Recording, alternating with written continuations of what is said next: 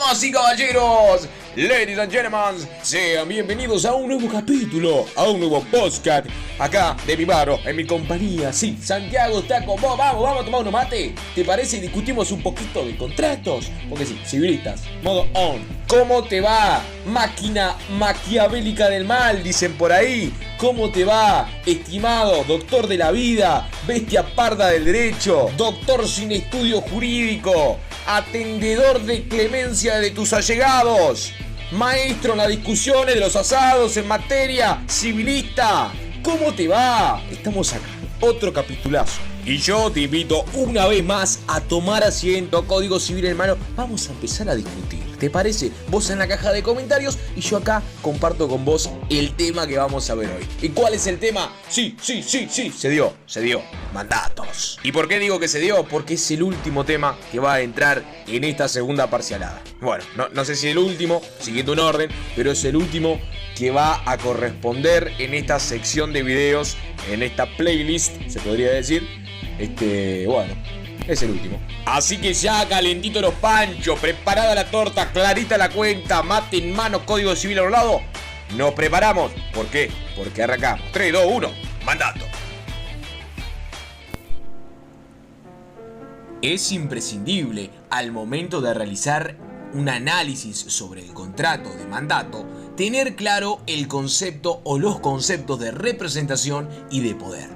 En este sentido, Gamarra sostiene que el rasgo definidor de la representación, es decir, el rasgo que define la representación, está constituido por la circunstancia de que el obrar jurídico de una persona no proyecta sus consecuencias, es decir, el obrar jurídico de un sujeto no produce efectos sobre el patrimonio de éste, o sea, de sí mismo, sino que afecta directamente a un tercero ajeno al negocio. Este tercero sería el representado, siendo lo normal que los efectos recaigan sobre la propia persona que le da vida al negocio.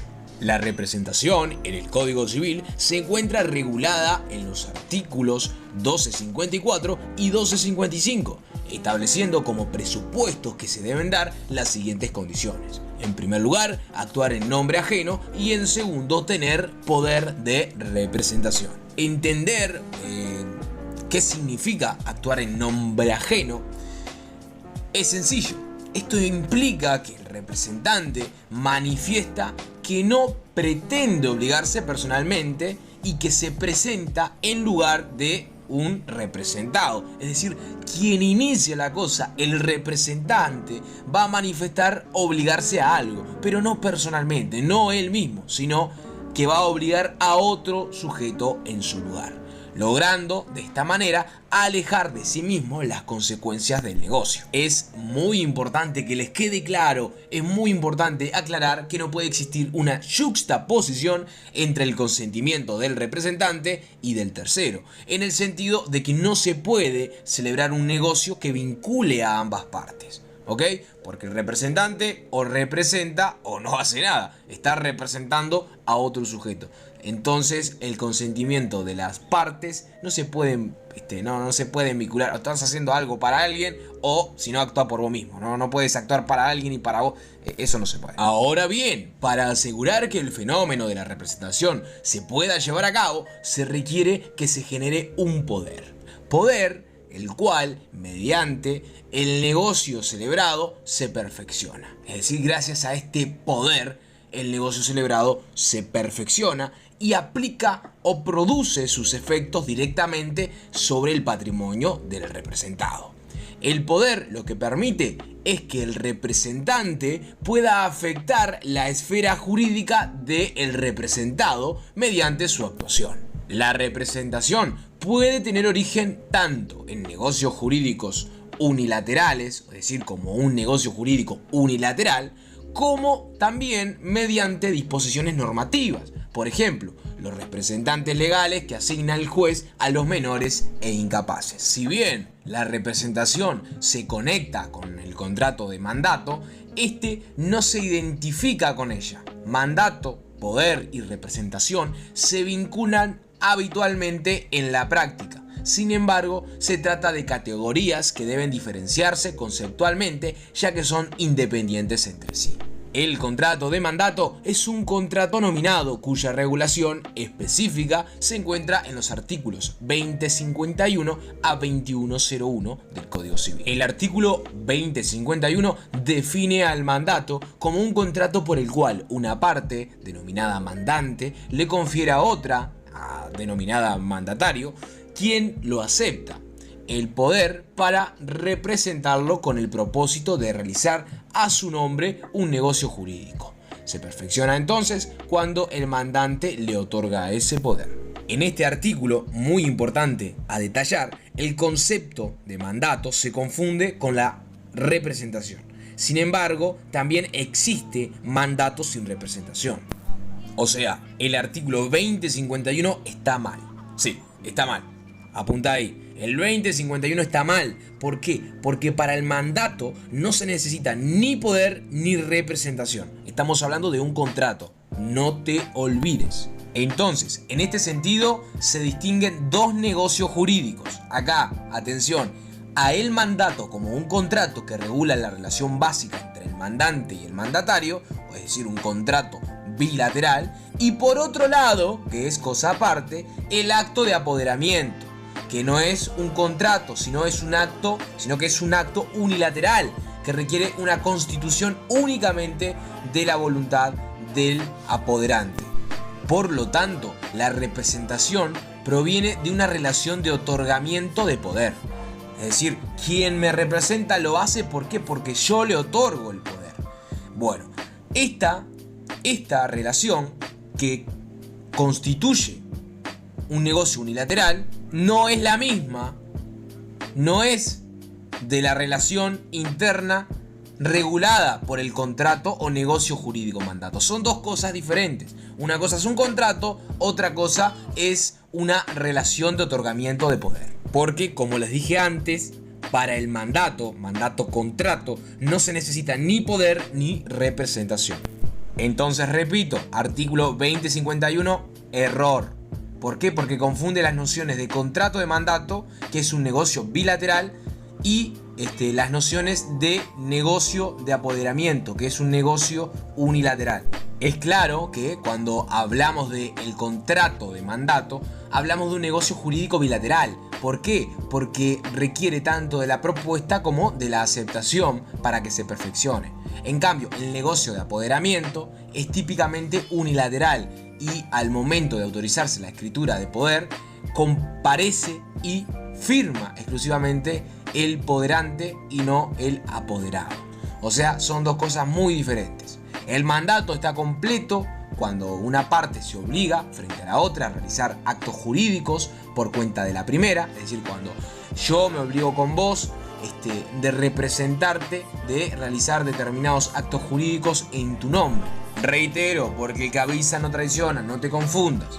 Cosas a distinguirse. Contrato de mandato, bueno, es un contrato que regula la relación de base entre quien encomienda el encargo y quien debe hacerlo. Básicamente, te mando a comprar un libro en mi nombre que después lo voy a pagar o lo que fuere. ¿Bien? Y después, en segundo lugar, el acto de apoderamiento, que sería el acto del poder, el dar el poder a alguien, que es otra cosa diferente. No es un contrato, sino que es un acto unilateral que requiere la constitución únicamente de la voluntad del poderante. ¿Bien?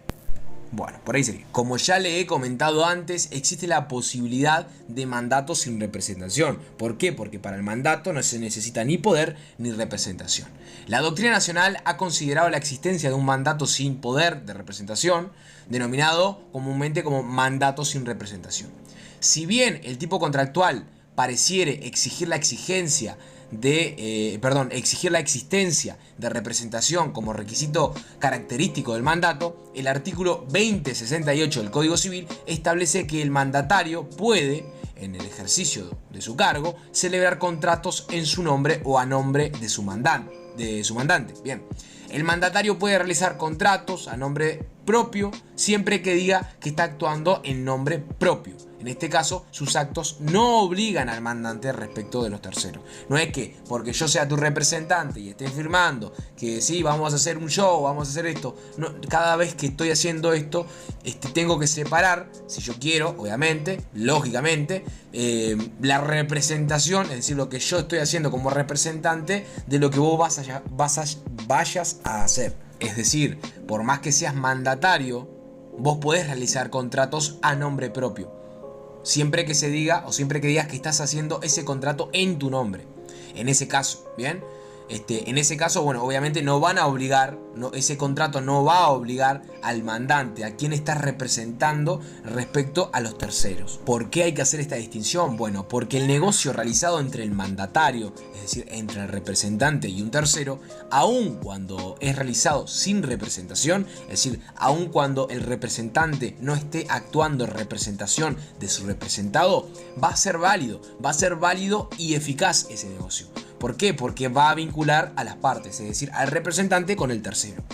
Si bien resulta irrelevante para el mandante, es decir, para el representado, es mediante la ratificación del mandante que los efectos del negocio celebrado entre el gestor, es decir, entre el mandatario y el tercero, que podrá ser trasladado al patrimonio del mandante. Lo que quiere decir básicamente es que yo soy representante y con un tercero pacto algo. Si mi representado acepta o ratifica mis acciones, bueno, ahí recién se va a pasar la obligación a su patrimonio. Por lo tanto, él se va a ver obligado con ese tercero. Yo como representante hablo con un estudio de grabación o con un lugar donde, mejor dicho, con un lugar donde va a ir a tocar mi representado. Che, ¿te parece que no sé qué? ¿Vamos a arreglarlo? Sí, lo arreglamos, perfecto. Pero ahí estoy actuando en mi nombre. Aún no vinculé a mi representado. Y después le digo, che, representado, mirá que arreglé para que vayas a tocar en tal lado. Uy, dale, perfecto. Ratifica esa obligación, ese negocio. Y ese negocio despliega los efectos. Y al fin y al cabo, quien se está obligando ahora por haberlo ratificado es el mandante. O sea, mi representante. Ahora, con este ejemplo, a lo que queremos llegar es al negocio final. ¿Qué se conoce como negocio final? Bueno, el negocio final es el realizado por el mandatario, yo, representante, con el tercero. O sea, con la discográfica o el lugar donde va a ir a tocar mi representado. Bien, en principio, actuando en nombre del mandante. O sea, yo llego, che, yo soy el representante de... no sé, del cantante que a vos te pidiste. Yo soy el representante de la vela puerca, por ejemplo, impecable. Vamos la vela de mi corazón. Y ahí cuando vos tenías que decir, oh, impecable, la rompimos. Genio, llamanos, vela, por favor, llamanos que queremos ir a un toque gratis. Se trata del negocio buscado por el mandante que motiva la celebración del mandato y el conferimiento del poder. En este negocio, el que se tiene en mente al momento o se ve con finalidad cuando se realiza el contrato de mandato, básicamente, ¿no? Es decir, vos sos mi representante porque yo acepto que seas mi representante, te contrato como tal, te doy el poder para que tú des mi nombre porque quiero que me consigas el toque en ese lugar. ¿Bien? Impecable. Entonces, si sabemos que nuestra relación tiene una finalidad y la finalidad es conseguir ese toque, bueno, al fin y al cabo, ¿qué va a pasar? Bueno, se va a dar. ¿Por qué? Porque yo te conseguí como representante tocar en ese lugar. Es decir, ese negocio es el que se tiene en mente, como ya dije, al momento o básicamente la finalidad de en sí mismo el mandato. En definitiva, entonces, sí hay un mandato sin representación, sí hay un mandato sin poder, no requiere de, ¿se entiende? El mandatario, al hacer un negocio jurídico con un tercero, no va a afectar la esfera jurídica del mandante porque no hay eficacia representativa, sino que va a afectar su propia esfera jurídica. ¿Por qué? Porque no hay un poder.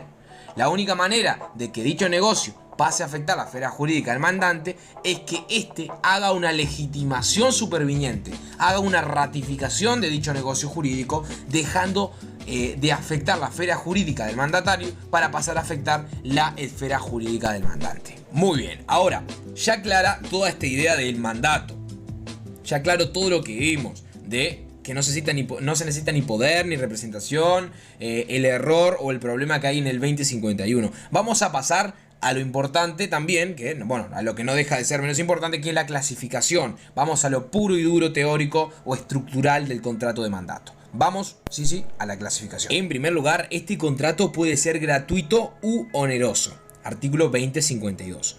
El mandato puede ser un contrato gratuito cuando no hay retribución para el mandatario, pero si se crea una contraprestación, entonces el contrato será oneroso.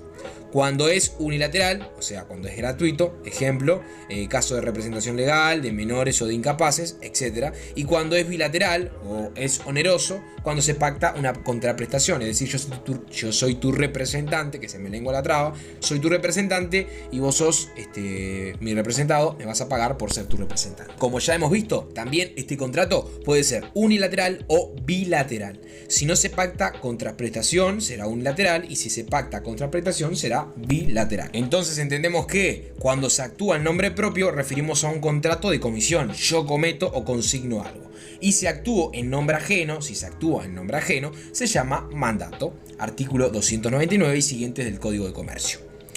Forma de expresión del consentimiento. Bueno, de regla, consensual. De regla, el mandato es consensual. Puede ser expreso o tácito, pero de regla es consensual. En un caso expreso, en cuanto a que puede ser expreso o tácito, en un caso expreso, el mandante le dice al mandatario: podés ir a, por ejemplo, FCU, a Fondo de Cultura Universitaria, y comprarme un código civil. Bueno, el tipo dice: sí, dale, yo voy. Bueno, expresamente me lo está pidiendo. Y el segundo caso puede ser tácito. Es decir, el mandatario hace un negocio por su cuenta sin esperar que el mandante lo pida. El mandatario sabe de la actuación y no se opone a ella. Es decir, voy a comprar 5 códigos civil, yo tengo unos compañeros ahí capaz que lo precisan. Che, los compro. ¿Te parece? Sí, dale. Impecable. Che, Diego, mirá que te compré un código civil. Dale, impecable. Bien, ahí tenemos una de forma tácita la aceptación. Expresa cómo sería y bueno. Diego me dice: che, anda a comprarme un código civil, ¿te animás? Sí, dale, voy, fíjate. O la típica: Mónica, ¿me vas a comprar el pan? Sí, te voy a buscar el pan, dale. Ahí sería expresa. Y si fuera tácita: che, Mónica, vine del almacén, te traje el pan. Dale, impecable, maestra. ¿Se entiende? Si no se entiende ahora, no se entiende más, Así nomás te lo digo. Yo creo que se entiende. El mandato, a su vez, puede ser general o especial. Es especial cuando el mandato se otorga para uno o varios negocios específicos. Es general cuando el mandato se otorga sin especificación de los negocios que se podría realizar. Es decir, me retiro del país y le digo: bueno, Pablo puede actuar por mí en mi representación en todos los negocios jurídicos que sean de esta característica, pim, pam, pim, pim, pim, pim, pim. Bueno, ahí estamos, haciéndolo un poco especial, en el sentido de que solo puede actuar en estos negocios jurídicos, ¿se entiende? Sin embargo, si yo digo: Pablo actúa y todo lo que haga Pablo va a hacerlo en mi nombre, bla, bla, ahí lo está haciendo de forma general. De igual manera, obviamente hay determinadas solemnidades que no puede ser tampoco tan ambiguo el dar el poder, no es tan sencillo, pero a lo que quiero que se entienda es cuando se refiere a algo general y cuando se refiere a algo especial. Para mandatos especiales tenemos el artículo 2056, el cual más o menos nos dice: para ciertos actos de disposición se requiere poder expreso, es decir, para enajenar, hipotecar y otros actos de dominio. El primero no me salió, pero no es mucho más lejos. Bueno, vamos a las obligaciones. ¿Cuáles son las obligaciones del mandatario? Según el 2064, el mandatario queda obligado por la aceptación a cumplir el mandato y responde de los daños y perjuicios que se ocasionaren al mandante por la inejecución total o parcial del mandato. Es decir, que va a responder si no realiza lo que le fue mandado. Bien, ahora cuando hablamos de una responsabilidad en los casos de que el mandato fuese gratuito, obviamente la responsabilidad del mandatario gratuito se va a valorar de manera menos gravosa o menos rigurosa. Cuando el mandatario es oneroso, ser diferente. Es decir, se va a agravar más. ¿Por qué? Porque te estoy pagando para que hagas esto y no lo estás haciendo. Y me estás perjudicando a mí directamente por no haberlo hecho. Normalmente el contrato de mandato se realiza de manera verbal. Lo que sí se realiza o se deja por escrito es el poder. ¿Poder para qué? Para hacer los actos o negocios para la otra persona. El poder no se obliga, en el poder no se obliga a nada al mandante. Se deja la constancia de que, por ejemplo, Alicia puede actuar en nombre de, no sé, Manzana Sociedad Anónima. Alicia es la cara de, en cuanto a hacer o determinados negocios, bueno, la cara de Manzana Sociedad Anónima. Ahora, vamos a las obligaciones del mandante, es decir, del representado en el ejemplo que yo te planteaba hoy. Artículo 2076. El mandante responde por todos los actos del mandatario. Lógico, ¿por qué? Porque le estoy dando ese poder, va a responder por todo lo que haga en mi nombre, siempre que sea dentro de los términos del mandato, es decir, va a poder actuar en mi nombre y voy a responder por lo que haga siempre y cuando en el mandato se haya pactado eso. A lo mejor se pactó para una representación de contrato, de banda musical, pero no se pactó para que me venda la casa, es una locura. Por lo tanto, si vendió la casa y no estaba pactado, no estaba esto dentro del mandato, che amigo, respondele a la persona porque no le vas a cumplir porque yo no me voy a ir de mi casa. Y bueno, ahí Tukiri responde.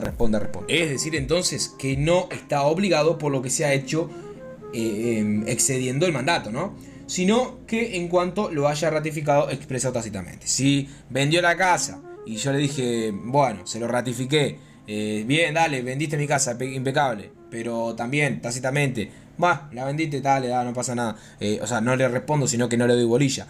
En ese sentido, bueno, lo estoy ratificando tácitamente. Después tenemos el artículo 2077 y 2078 con otras obligaciones. Ahora veamos capacidad. Bueno, en principio, ninguna capacidad especial se requiere para ser mandante o mandatario. Basta de la capacidad general para contratar para realizar cualquier tipo de contrato. De todas formas, corresponde hacer referencia a lo establecido en el artículo 2062 del Código Civil, en el cual se establecen prohibiciones especiales relativas a los relativamente incapaces.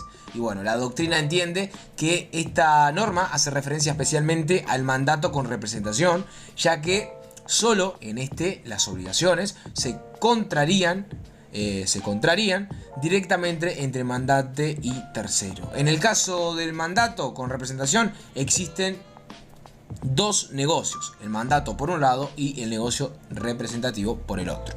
Es por esto que el mandatario no puede ser una persona relativamente incapaz, ya que el contrato de mandato se verá afectado por nulidad relativa. Es decir, no puedo tener como representante a un incapaz. ¿Por qué? Porque se va a viciar con nulidad relativa. Por parte, ¿no? El negocio representativo o negocio final que fue celebrado con la intervención del mandatario, que es relativamente incapaz, será completamente válido. ¿Por qué? Porque si estamos viendo que es relativamente incapaz, es decir, no es absolutamente incapaz, entendemos que estos actos, hasta que se muestre lo contrario, no van a ser nulos. Extinción del mandato. Bueno, en cuanto a la extinción del mandato, la misma se encuentra prevista en el artículo 268, que establece las causales de terminación, que no son más que básicamente reiteraciones de los principios generales y causales de terminación propias del contrato. Algunas causas de extinción son reiteraciones de los principios generales y otras son propias del contrato del mandato. Adicionalmente, hay causas de extinción que son aplicables tanto al contrato de mandato como al de poder. Puede ser la muerte o la incapacidad del mandatario o del mandante. Artículo 286, ¿qué dice Bueno, punto 1, por el desempeño del encargo para el que se fue constituido. Punto 2, por la expiación del tiempo o por el evento de la condición prefijados para que termine el mandato. Punto 3, por la revocación del mandato. Punto 4, por la renuncia del mandatario. Punto 5, por la muerte del mandante o del mandatario. Punto 6, por la quiebra o insolvencia de uno o del otro. Punto 7, por la incapacidad sobreviniente de uno o del otro. El punto 8 fue derogado. Y el punto 9, la cesación de las funciones del mandante si el mandatario ha sido dado en ejercicio de ellas. Ahora bien, dentro de las causales de terminación de este tipo de contratos, debemos destacar que el mandatario tiene un derecho potestativo de rescindir unilateralmente el contrato, independientemente de la fecha de terminación. Asimismo, corresponde mencionar también que la terminación puede producirse en forma expresa o de forma tácita. La tácita se da en aquellos casos en los que hay una intervención directa de los mandantes o el nombramiento de un nuevo mandatario. Es decir, nombro a otra persona como mi representante y bueno, entonces le estoy terminando el contrato, estoy terminando el vínculo que tenía con el otro mandatario. ¿Se entiende? Es necesario tener en cuenta que la norma establece que la extinción del mandato, sustracción o modificación debe inscribirse en el registro de actos personales, a los efectos de dar publicidad a estas circunstancias para que exista la protección frente a los terceros, mejor dicho, para que la protección de los terceros esté, porque sabemos que la inscripción lo que promueve es eso, es dar seguridad. Y último punto entonces, para que quede más que claro, los efectos del mandato con relación de los terceros. Bueno, básicamente el negocio final o de gestión obliga al mandante, si el mandatario ha actuado a nombre ajeno y dentro de los límites del poder de representación que le fue conferido. No responde el mandante frente a terceros por los actos del mandatario que actuó fuera de los límites del poder que le otorgó, una vez extinguido el mismo o si nunca hubo poder. ¿Se entiende? Es decir, no puede hacer más cosas de la que pactamos que podía hacer. Y bueno, estimados y bueno, estimadas, por acá quedó el capitulito de hoy. Cerramos con contratos para este segundo parcial. Con broche de oro, campeón. ¿Por qué te lo digo? Porque mañana, que es el parcial, al menos para mí, en este bellísimo día, bueno, caería el 11 del 5 del 2022. Al menos para mí, yo te deseo que te vaya lo mejor posible, apunta al 12, siempre apunta alto, porque sos una bestia, sos una fiera, sos un campeón, y si le bancaste este video, este podcast, este audio hasta el final, es porque te mereces aprobar esa máquina. Dale con gana, con garra, hasta el final, campeón, leyenda. Sabes que esto es de estudiantes para estudiantes y siempre vamos a estar juntos. Vamos arriba, mi gente, vamos arriba que se puede, somos los mejores. Claro que sí, doctores de la vida. Les dejo un beso y nos vemos en la próxima. Chao, chao.